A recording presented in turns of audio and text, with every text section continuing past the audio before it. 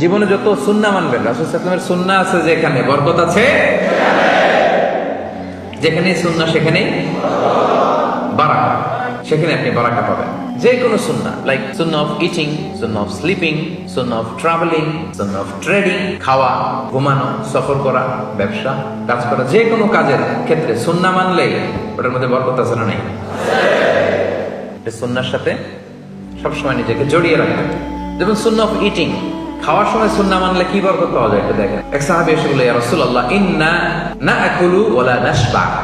হে আল্লাহর রাসূল, আমরা খাই কিন্তু পেট ভরে না। এরকম অনেক সময় হয় না? হয়। কার কার হয় দেখি? খাইলেও পেট ভরে না, দেখি কার কার।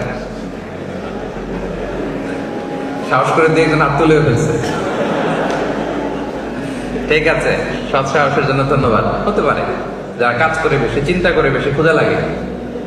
নট নেসেসারি যে আপনার অনেক দৌড়াইতে হবে, এক্সারসাইজ করতে হবে না। আপনি ব্রেন স্টর্মিং করলে ক্ষুধা লাগবে। আমি নিজেও ফিল করি, যখন কোনো কিছু নিয়ে খুব ভাবি তখন ক্ষুধা লাগে, এটা হয়।